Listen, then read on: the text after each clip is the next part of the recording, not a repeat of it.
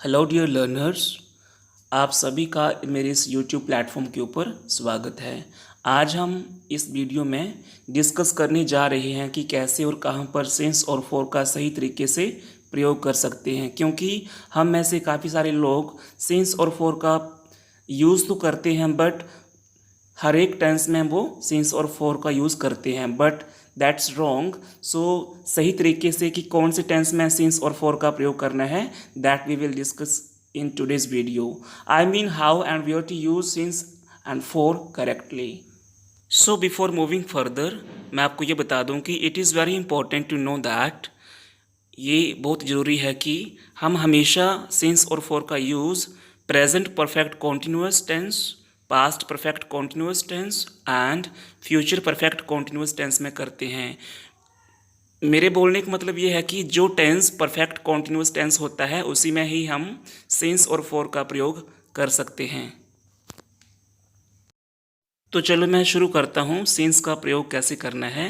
जब किसी भी एक्शन या किसी भी क्रिया को करने का बिगनिंग टाइम या starting point of the time दिया हो, तभी हम हमेशा सिंस का यूज़ करते हैं। मेरा बोलने का मतलब ये है कि जब एक्शन में या सेंटेंस में आपके पास किसी भी काम को करने का स्टार्टिंग पॉइंट, शुरुआत का टाइम दिया होगा, तभी आप लोग सिंस का प्रयोग कर सकते हैं। जैसे एग्जांपल लिया है एक यहाँ पे, सोमवार से बारिश हो रही है, तो we can say it has been raining since Monday.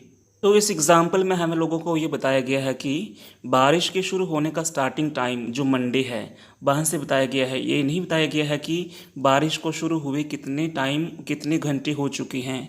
सो हमें इस चीज़ का ध्यान रखना होगा कि सेंटेंस में जब भी किसी भी एक्शन का जो स्टार्टिंग टाइम है, जब से वो एक्शन शुरू हुआ है, अगर वो चीज़ दी हुई है तो तभी हमें सिंस का प्रयोग करना है, अदरवाइज नहीं। तो यहाँ पे आपके पास सिंपल वे में मैंने बताने की कोशिश की है कि जब आपके पास किसी भी एक्शन के शुरू होने की डेट, डे, मंथ या ईयर का नाम दिया हो, जैसे 12th of this month, since Tuesday, since June या सिंस 1999 एट्सेट्रा, तभी हम सिंस का प्रयोग कर सकते हैं। फॉर एग्ज़ाम्पल, डेविड 2001 से मुंबई में रह रहा है। सो इन दिस सेंटेंस जो 2001 से, इससे पता चलता है कि स्टार्टिंग टाइम कौन सा है, कि जो ईयर का स्टार्टिंग कौन सा है 2001 से, वहाँ पे वो रह रहा है। इस सेंटेंस में ऐसा नहीं बताया गया है कि उसको वहाँ पे रह रहे कितने साल हो चुके हैं। Only the time is given when he started to live over there.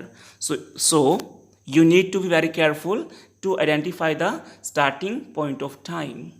तो इंग्लिश में हम लोग बोल सकते हैं कि David has been living in Mumbai since 2001. One more example is that मेरा दोस्त पिछले शनिवार से स्कूल नहीं आ रहा है। तो पिछले शनिवार से, उसमें ये नहीं बताया गया है कि उसको वहाँ स्कूल ना आने कि कितने दिन हो चुके हैं या कितने दिनों से स्कूल नहीं आ रहा है।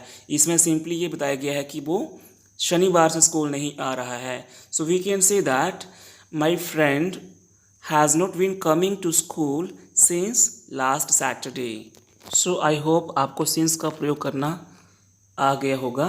Now let's move to the other point, that is how to use for correctly in sentences.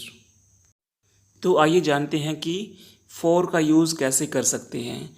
For is used when time of action is given in period. तो फॉर का यूज़ हम तभी कर सकते हैं सेंटेंस में जब जो टाइम दिया होगा उसका एक पीरियड दिया होगा कि 2 मिनट हो चुके हैं या 10 मिनट हो चुके हैं या फिर 10 आवर्स हो चुके हैं या 10 दिन हो चुके हैं या 5 सप्ताह हो चुके हैं। मेरे बोलने का मतलब ये है कि आपके पास जो टाइम होगा वो पीरियड में दिया होगा कि इतना पीरियड हो चुका है। 2 साल भी हो सकते हैं, 2 महीने भी हो सकते हैं, 10 साल भी हो सकते हैं, 10 दिन भी हो सकते हैं या 10 दशक भी हो सकते हैं, तभी हम फॉर का यूज़ करेंगे। इसमें ऐसा है कि इसमें starting point of the time नहीं दिया गया होता है। इसमें जस्ट जो टाइम दिया गया होता है वो एक पीरियड दिया होता है। उसमें पीरियड मिनटों में हो सकता है, मिनटों के आगे घंटे बनते हैं, घंटों में हो सकता है या फिर दिनों में हो सकता है। इस तरह से आप लोगों ने इसको very carefully you have to listen it and you have to keep it in your mind so that you use it correctly in future. तो चलो इसके कुछ एग्जाम्पल्स कर लेते हैं. फर्स्ट एग्जाम्पल है मेरा भाई 2 घंटों से पढ़ाई कर रहा है. इसमें जो 2 घंटे दिए हुए हैं इसमें टाइम जो है वो पीरियड में दिया हुआ है कि 2 घंटे हो चुके हैं उसको पढ़ते हुए. यहाँ पे ऐसा होता है कि 2 बजे से, तो वो होना था starting point of the time, but यहाँ पे दिया हुआ है 2 घंटों से. तो मीन्स टाइम जो है वो दिया गया है ऑलरेडी कि कितने घंटे उसको पढ़ते हुए हो चुके हैं. It means we will use here for. So my brother has been studying for 2 hours. Next example is there. किसान खेतों में 2 दिनों से काम कर रहा है. The farmer has been working in the field for 2 days. अगर 2 days की जगह दिया होता है कि सिंस मंडे, सिंस वेडनेसडे, या बुधवार से, सोमवार से, मंगलवार से, तब हम लोगों ने यहाँ पे सिंस का प्रयोग करना था. बट यहाँ पे जो टाइम है वो दिनों में दिया हुआ है कि मीन्स 2 days में, तो यहाँ पे हम लोगों ने फॉर का यूज़ करना है.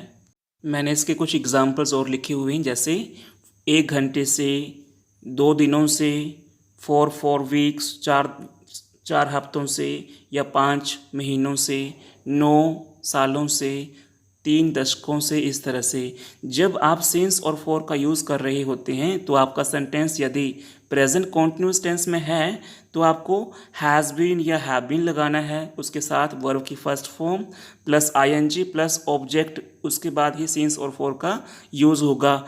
मैं आशा करता हूँ कि, या मैं आपको सलाह देना चाहता हूँ कि आप इस रूल को लिख लें, क्योंकि आपको ये पता होना चाहिए कि आप इसका सिंस और फॉर का प्रयोग प्रेजेंट में कर रहे हैं तो आपको हैज़ बीन या हैव बीन के साथ जो रूल यहाँ पे लगाया हुआ है उसी का यूज़ करना होगा, राइट. अगर आपका सेंटेंस पास्ट परफेक्ट कॉन्टिन्यूस में है तो आप लोगों ने उसकी जगह क्या लगाना है, had been plus verb first form plus ING plus object plus since और फॉर.